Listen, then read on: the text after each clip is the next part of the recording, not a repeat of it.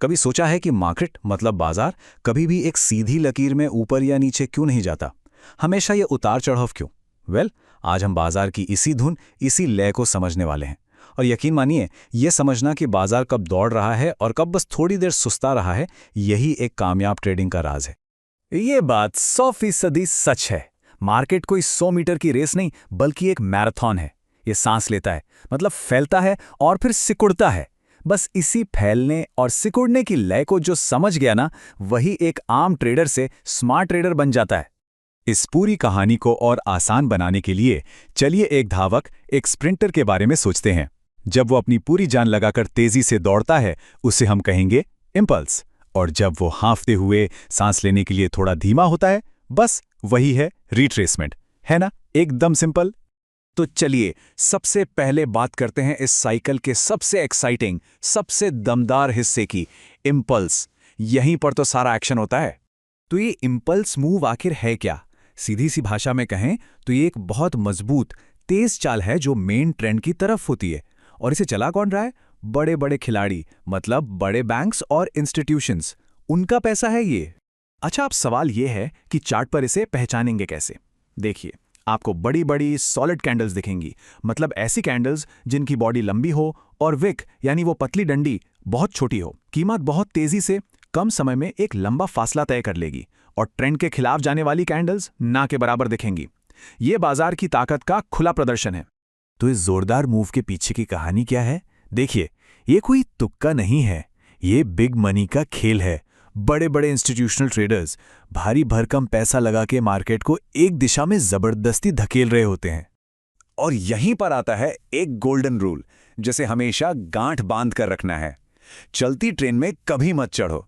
मतलब जब एक इम्पल्स मूव चल रहा हो तो बीच में ट्रेड में घुसने की गलती कभी नहीं करनी चाहिए। क्यों? क्योंकि सबसे अच्छी कीमत पर एंट्री का मौका वो तो कब का जा चुका होता है। ठीक है, अगर हम तेज दौड़ में शामिल नहीं हो सकते तो सवाल यह है कि ट्रेड करें कब? यहीं पर एंट्री होती है साइकिल के दूसरे हिस्से की, रिट्रेसमेंट। ये मार्केट के आराम का समय है और हमारे लिए ये एक मौका है। तो रिट्रेसमेंट, जिसे करेक्शन भी कहते हैं, ये मेन ट्रेंड के खिलाफ एक बहुत ही धीमी, कमजोर और बिखरी बिखरी सी चाल होती है। ये इम्पल्स की ताकत का ठीक उल्टा है। याद है हमारा स्प्रिंटर? ये बस उसका सांस लेने वाला फेज है। चार्ट पर ये कैसा दिखता है? इम्पल्स से एकदम अलग। आपको छोटी छोटी कैंडल्स दिखेंगी जिनकी बॉडी छोटी और विक्स लंबी हो सकती हैं।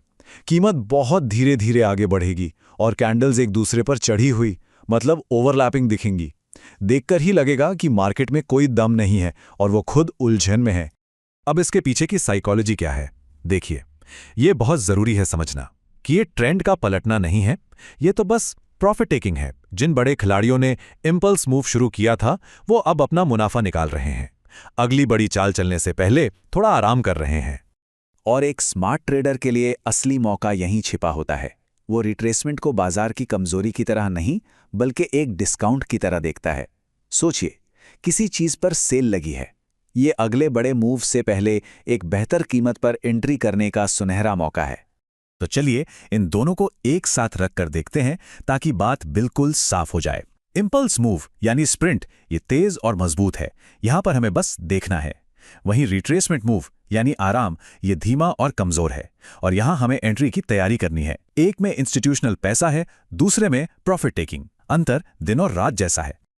ठीक है, थ्योरी तो बहुत हो गई, अब मुद्दे की बात पर आते हैं। इस ज्ञान को असल में इस्तेमाल कैसे करें, ट्रेड कैसे करें? चलिए इसका एक सीधा साधा तरीका देखते हैं। इसके सिर्फ 3 आसान स्टेप्स हैं। स्टेप 1, इम्पल्स को पहचानिए, पता लगाइए कि बड़ा पैसा किस तरफ जा रहा है। स्टेप 2, रिट्रेसमेंट का इंतजार कीजिए, कीमत को डिस्काउंट लेवल तक वापस आने दीजिए। और ये सबसे मुश्किल हिस्सा है, धैर्य रखना। और फिर स्टेप 3, जैसे ही लगे कि आराम का समय खत्म हुआ और अगली दौड़ शुरू होने वाली है, बस वही ट्रेड में एंट्री लीजिए। अब हम अपने विश्लेषण के सबसे जरूरी हिस्से पर आ गए हैं, एक सबक जो शायद सबसे ज्यादा मायने रखता है। तो पूरे डिस्कशन का निचोड़ क्या है? इसे ऐसे समझिए, इम्पल्स मूव ट्रेंड की दिशा दिखाता है और रिट्रेसमेंट मूव उस दिशा में ट्रेड में घुसने का मौका देता है। एक आपको क्या बताता है और दूसरा कब। दोनों एक दूसरे के बना अधूरे हैं। और ये बात, ये मानसिकता का सारा खेल बता देती है जो नए ट्रेडर्स होते हैं वो फोमो यानी फियर ऑफ मिसिंग आउट के चक्कर में भागती हुई ट्रेन के पीछे दौड़ते हैं। उन्हें लगता है मौका हाथ से निकल जाएगा। लेकिन प्रोफेशनल ट्रेडर्स वो शांति से रिट्रेसमेंट का यानी सही मौके का इंतजार करते हैं। तो आखिर में बाजार हमेशा हमारे सामने दो ही रास्ते रखता है, या तो उस तेज दौड़ का पीछा करें या फिर शांति से आराम का इंतजार करें। फैसला हमेशा हमारा होता है और यही फैसला तय करता है कि नतीजा क्या होगा। अब सोचने वाली बात यह है कि कोई किस तरह का ट्रेडर बनना चाहेगा।